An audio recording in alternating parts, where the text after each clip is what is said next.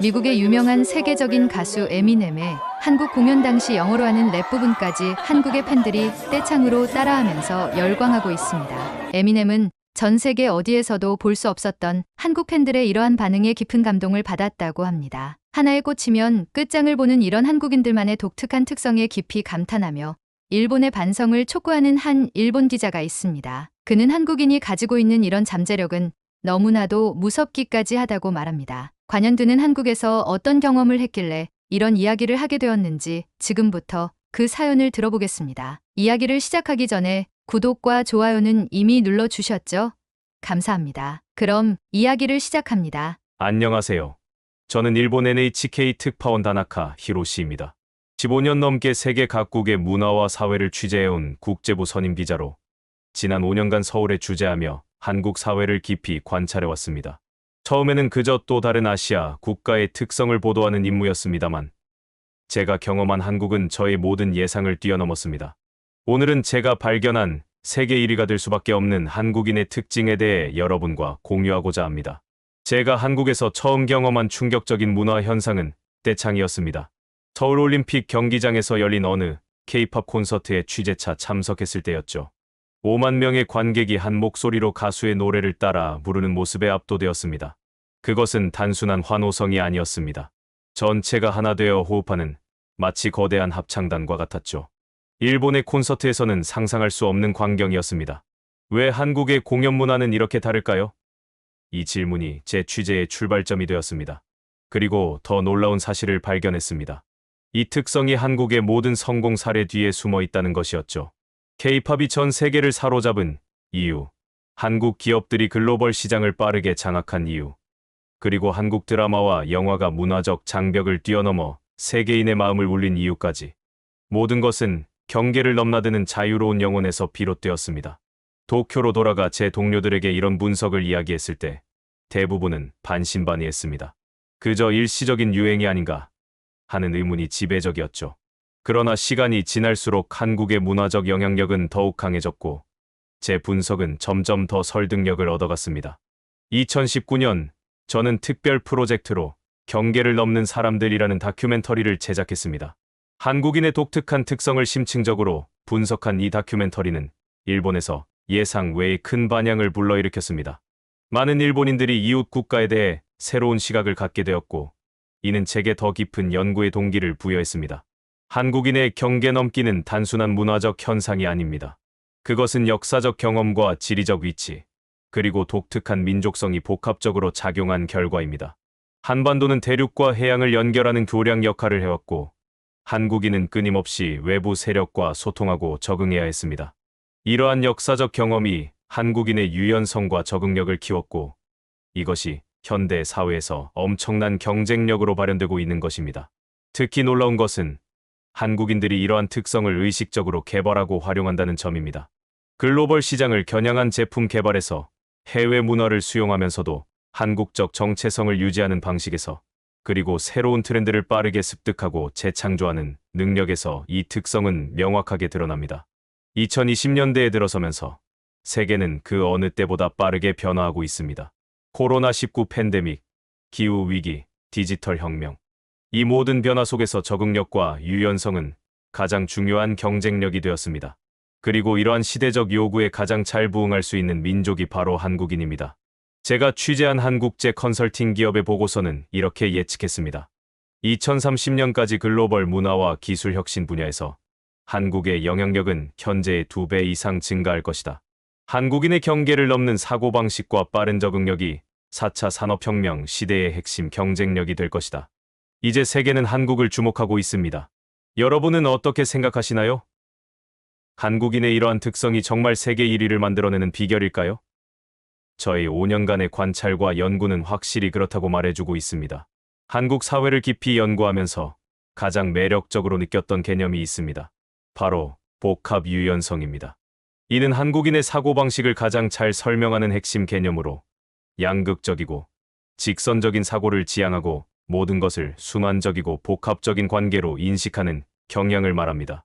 처음에는 이 개념이 다소 추상적으로 느껴졌습니다. 그러나 한국에서의 일상 경험을 통해 이것이 얼마나 실제적이고 강력한 특성인지 깨닫게 되었습니다. 제가 관찰한 바에 따르면 일본인과 한국인의 응답 패턴에는 뚜렷한 차이가 있습니다. 동일한 질문에 대해 일본인들은 대부분 좋다 또는 싫다와 같은 명확한 한쪽 답변을 선택하는 경향이 있습니다. 그러나 한국인들은 좋기도 하고 싫기도 해요. 기쁘지만 동시에 슬픈 마음도 있어요와 같이 중간적이고 복합적인 답변을 많이 합니다. 이것은 우유부단함이 아닙니다. 오히려 세상을 더 다차원적으로 바라보는 고도의 인지 능력입니다. 서구의 많은 문화들이 이분법적 사고, 좋고 나쁨, 옳고 그름에 기반을 두고 있는 반면 한국 문화는 이러한 극단 사이의 풍부한 스펙트럼을 인식하고 있습니다. 이 복합 유연성은 한국의 공연 문화에서 가장 명확하게 드러납니다. 제가 처음 떼창 문화에 놀랐던 이유가 바로 여기에 있었습니다. 일본에서 공연은 명확한 경계가 있습니다. 무대 위에 아티스트가 공연하고 관객은 조용히 감상합니다. 각자의 역할이 분명하게 구분되어 있죠. 그러나 한국의 공연에서는 이 경계가 흐려집니다. 관객이 적극적으로 참여하고 때로는 아티스트보다 더 큰 목소리를 내기도 합니다. 이것은 단순한 문화적 차이가 아닙니다. 이는 한국인의 사고방식, 즉 함께 만들어가는 공동 창조의 정신을 반영합니다. 한국의 공연에서는 에너지가 일방적으로 전달되지 않습니다. 가수가 에너지를 내보내면 관객이 그것을 받아 증폭시켜 다시 무대로 돌려보내는 순환 구조가 형성됩니다. 이런 순환이 일어날 때 진정한 공연의 마법이 탄생하고 이는 K-팝이 전 세계를 사로잡은 비결 중 하나입니다. 이러한 복합 유연성은 한국의 전통 공연예술에서도 찾아볼 수 있습니다. 지난해 탈춤 공연에서 광대들은 자유롭게 관객석으로 들어가 관객들과 상호작용합니다. 심지어 관객들을 무대로 불러올려 즉흥 연기를 시키기도 합니다. 관객과 배우, 현실과 환상 사이의 경계가 끊임없이 허물어지고 재구성되는 것이죠. 이는 수백 년 전부터 이어져 온 한국 문화의 근본적 특성입니다. 이것이 단순한 공연 형식에 그치지 않는다는 점이 중요합니다. 이는 한국인의 정신구조와 세계관을 보여주는 중요한 창입니다. 한국인들은 현실을 직선적으로 보지 않고 원형적으로 바라봅니다. 이를 설명하기 위해 자주 사용되는 비유가 있습니다. 직선 위에 서 있는 사람과 원 위에 서 있는 사람을 상상해 보세요. 직선 위에 사람이 오른쪽으로 이동하면 그는 필연적으로 왼쪽에서 멀어집니다. 하나를 얻기 위해 다른 하나를 포기해야 하는 것이죠. 그러나 원 위에 사람이 오른쪽으로 계속 이동하면 결국에는 왼쪽으로도 도달하게 됩니다. 이것이 한국인의 원형적 사고방식입니다. 이러한 사고방식은 한국의 급속한 발전과도 깊은 관련이 있습니다. 한국인들은 이것을 얻으려면 저것을 포기해야 한다는 식의 제로섬 게임을 거부합니다. 대신 이것도 얻고 저것도 얻을 수 있다는 가능성을 항상 열어두는 것이죠. 이런 마인드가 있었기에 한국은 산업화와 민주화를 동시에 이룩할 수 있었고 경제 발전과 문화적 정체성 보존을 함께 달성할 수 있었습니다. 한국인의 이러한 복합 유연성은 남성과 여성의 역할 인식에서도 분명하게 드러납니다. 네덜란드의 문화학자 홉스테드가 개발한 남성성 지표에서 한국은 매우 흥미로운 위치를 차지합니다. 일반적인 인식과 달리 한국은 남성과 여성의 사회적 역할 구분이 크지 않은 국가로 분류됩니다. 사실 한국은 여성과 남성의 성향 차이가 가장 적은 나라 중 하나로 평가받고 있습니다. 이는 한국 사회에서 성별 간 소통과 이해가 더 원활하게 이루어질 수 있는 잠재력을 의미합니다. 이러한 특성은 미래 사회에서 엄청난 경쟁력으로 작용할 것입니다. 이는 일본과 극명한 대조를 이룹니다. 일본은 홉스테드의 남성성 지표에서 세계 1위를 차지할 정도로 남성과 여성의 역할이 엄격하게 구분됩니다. 일본어에는 남성어와 여성어가 뚜렷이 구분되어 있어 같은 의미의 표현도 성별에 따라 다른 단어와 어미를 사용해야 합니다. 반면 한국어는 이러한 성별 구분이 훨씬 덜합니다. 나는 내가 좋아요 라는 표현은 남녀 모두 동일하게 사용할 수 있습니다. 이러한 언어적 특성은 사회적 인식을 반영하고 또 형성합니다. 한국의 젊은 세대는 이러한 복합 유연성을 바탕으로 성별 경계를 더욱 자유롭게 넘나들고 있습니다. K-팝 아이돌들의 성별 고정관념을 깨는 패션과 퍼포먼스는 이미 전 세계적 트렌드가 되었습니다. 이런 현상은 전략적으로 계획된 것이 아니라 한국 사회의 근본적인 복합 유연성에서 자연스럽게 비롯된 것입니다. 이러한 원형적 사고방식은 한국의 혁신적인 비즈니스 모델에서도 빛을 발합니다.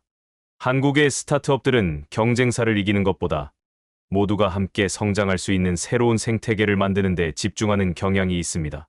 이러한 접근법은 결국 더 큰 성장을 가져온다는 믿음에 기반합니다. 이런 창의적 사고방식은 한국 사회에 깊이 뿌리 내린 불가능을 가능으로 바꾸는 문화와 연결됩니다. 한국인들은 안 된다라는 말을 받아들이지 않습니다. 직선적 사고에서는 불가능해 보이는 목표도 원형적 사고에서는 다른 경로를 통해 달성할 수 있다고 믿는 것이죠. 서울의 디자인 스튜디오에서 볼 수 있는 브레인스토밍 세션들은 이러한 복합 유연성을 완벽하게 보여줍니다. 디자이너들은 모순되어 보이는 요구사항들을 조화시키는 놀라운 능력을 보입니다. 이것도 하고 저것도 하자가 그들의 모토입니다. 이러한 사고방식은 한국의 유명한 짬짜면의 사례로도 설명할 수 있습니다. 두 가지 다른 음식을 동시에 주문하는 이 독특한 식문화는 한국인의 복합적 욕구와 선택에 대한 태도를 보여줍니다. 하나를 포기하고 다른 하나를 선택하기보다는 둘 다 경험하고자 하는 욕구를 반영하는 것이죠. 이러한 복합 유연성은 한국이 글로벌 시장에서 독보적인 위치를 차지할 수 있게 한 핵심 요소입니다. 한국 기업들은 고정된 카테고리에 자신을 가두지 않습니다. 한국 기업들의 가장 큰 강점은 경계를 인식하지 않는 것입니다. 그들은 우리는 이런 회사다라는 제한적 정의에 자신을 가두지 않고 기회가 있는 곳이라면 어디든 과감하게 도전합니다. 이러한 접근법은 글로벌 시장에서 놀라운 성과를 가져왔습니다. 이러한 복합 유연성은 미래 사회에서 더욱 중요한 경쟁력이 될 것입니다. 4차 산업혁명 시대에는 분야 간 경계가 허물어지고 융합적 사고가 핵심 역량으로 부상하고 있습니다. AI, 빅데이터, 로봇공학 등 새로운 기술들은 서로 다른 분야를 연결하는 능력을 요구합니다. 이런 환경에서 한국인의 복합 유연성은 엄청난 강점이 됩니다. 그들은 타고난 융합적 사고를 바탕으로 새로운 가능성을 발견하고 혁신적인 솔루션을 창출해냅니다. 이것이 한국이 4차 산업혁명의 선두주자가 될 수 있는 근본적인 이유입니다. 벽을 허물고 경계를 넘나드는 한국인의 사고방식은 분명 21세기를 선도할 최적의 무기입니다. 한국에서 취재하며 가장 놀라웠던 점 중 하나는 한국인들의 독특한 공동체 정신입니다. 저는 이것을 남의 일 같지 않은 마음이라고 부릅니다. 도로에서 화물차가 회전하면서 싣고 있던 짐이 모두 도로 위로 내팽겨졌을 때 사고가 난 지 채 1분도 되지 않았지만 이미 여러 시민들이 자발적으로 나서서 누가 시키지도 않았는데 사람들은 도로 위의 화물들을 재빠르게 정리합니다. 이런 상황이 흔한가요? 그들의 대답은 놀라웠습니다. 네, 한국에서는 당연한 일입니다. 이것이 제가 처음 목격한 한국인의 이타적 공동체 정신이었습니다. 일본에서라면 이런 일이 벌어지기 어렵습니다. 우리 일본인들은 남의 일에 개입하는 것을 메이와쿠라고 여기며 공적인 일은 공적 기관에 맡기는 것이 미덕이라고 생각합니다. 그러나 한국인들에게 이런 구분은 큰 의미가 없어 보였습니다. 그들에게 타인의 어려움은 곧 내 일이기 때문입니다. 제가 한국인 스스로에게 왜 이렇게 남의 일에 나서서 도와주시나요? 라고 물었을 때 대부분은 의아한 표정으로 이렇게 대답했습니다. 남일 같지 않아서요. 이 대답은 한국인의 세계관을 완벽하게 요약합니다. 그들에게는 낯선 이의 고통조차 자신의 것처럼 느껴지는 공감 능력이 있습니다. 이러한 특성은 위기 상황에서 더욱 빛을 발합니다. 2019년 강원도 산불 당시 저는 현장을 취재하러 갔습니다. 그곳에서 목격한 한국인들의 행동은 잊을 수 없습니다. 대피 명령이 내려진 상황에서도 많은 주민들이 자신의 안전을 뒤로하고 이웃들을 돕고 있었습니다. 특히 노인들과 어린이들을 먼저 대피시키고 마지막까지 남아 소방관들을 돕는 청년들의 모습은 감동적이었습니다. 이 모든 것은 위기 속에서 빛나는 한국인의 이타성을 보여줍니다. 이러한 공동체 정신은 개인의 차원을 넘어 국가적 위기 상황에서도 발현됩니다. 1997년 IMF 외환위기 때 전 국민이 참여한 금 모으기 운동은 세계를 놀라게 했습니다. 시민들이 자발적으로 금반지와 금귀걸이를 내놓아 국가 부채를 갚는데 동참한 사례는 역사적으로도 매우 드문 현상입니다. 2008년 글로벌 금융위기와 2020년 코로나19 팬데믹에서도 한국인들은 놀라운 결속력을 보여주었습니다.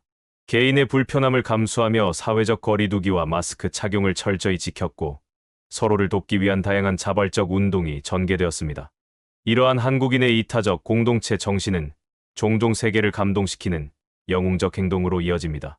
그 대표적인 예가 이수연 씨의 이야기입니다.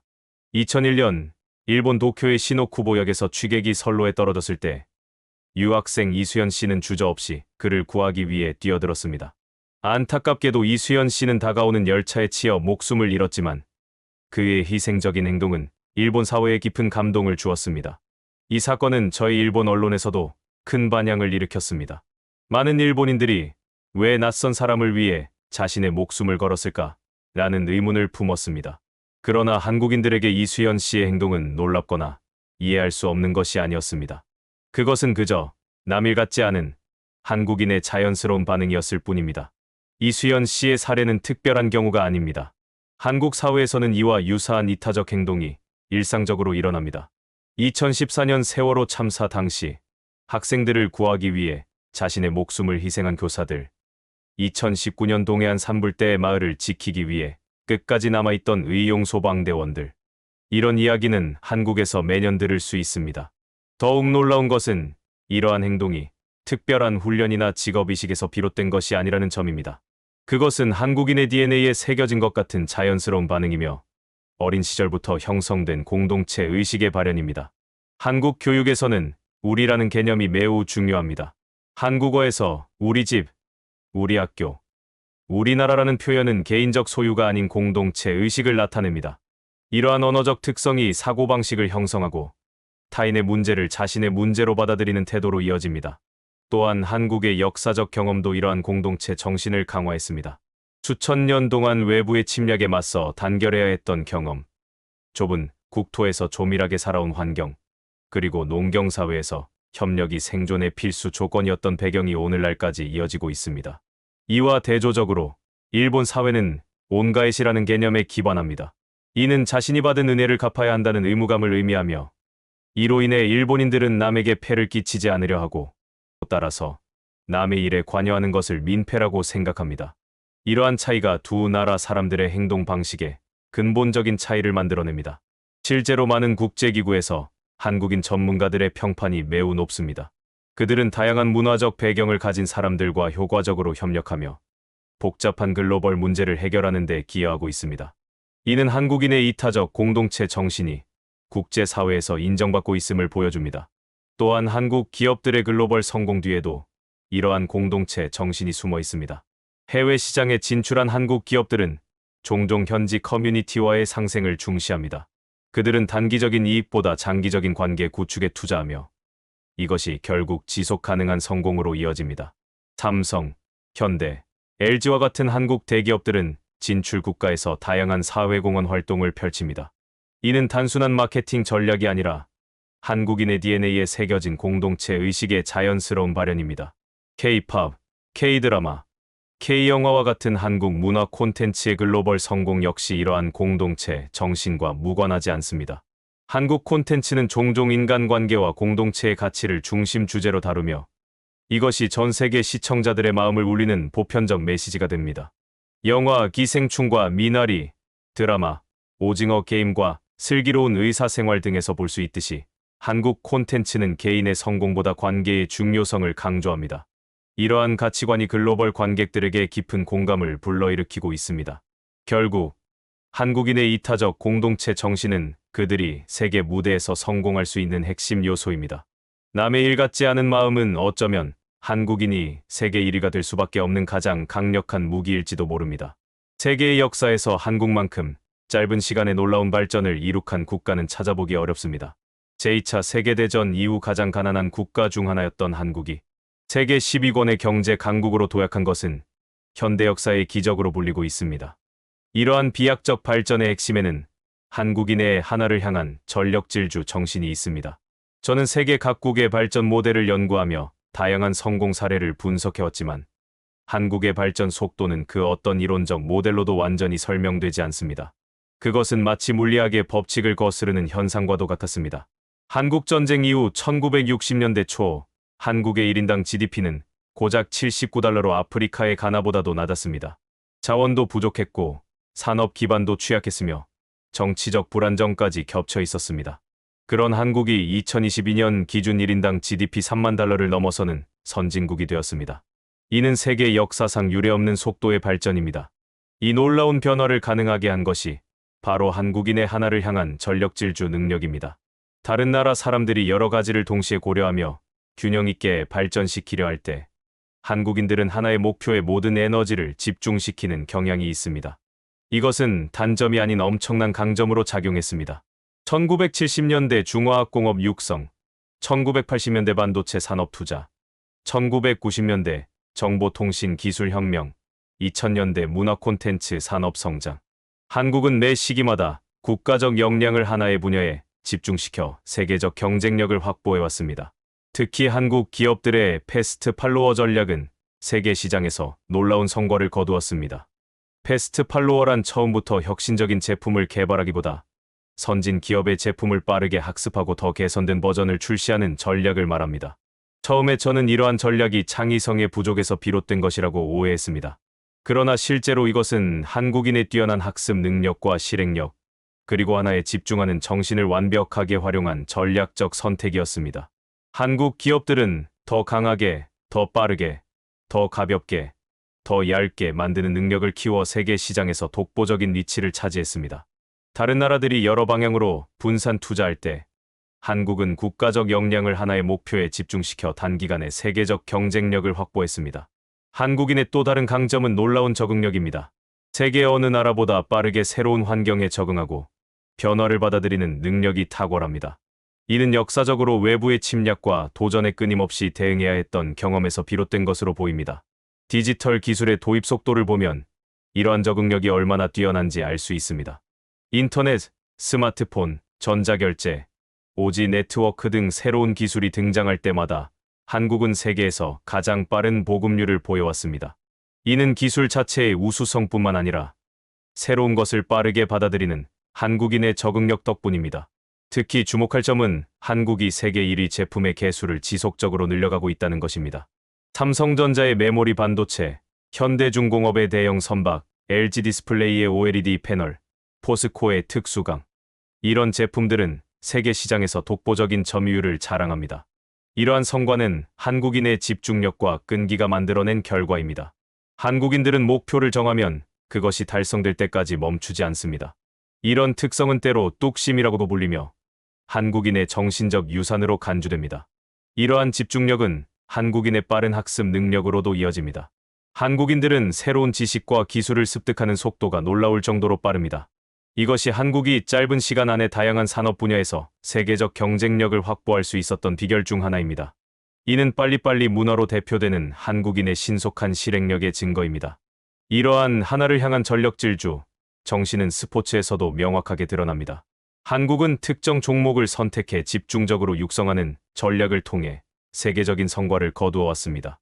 양궁, 쇼트트랙, 태권도, 여자 골프 등에서 한국은 세계 정상급 강국으로 올라섰습니다. 특히 양궁에서 한국은 압도적인 성적을 거두고 있습니다. 1984년 로스앤젤레스 올림픽부터 2024년 파리올림픽까지 한국은 양궁에서 총 32개의 금메달 중 27개를 획득했습니다.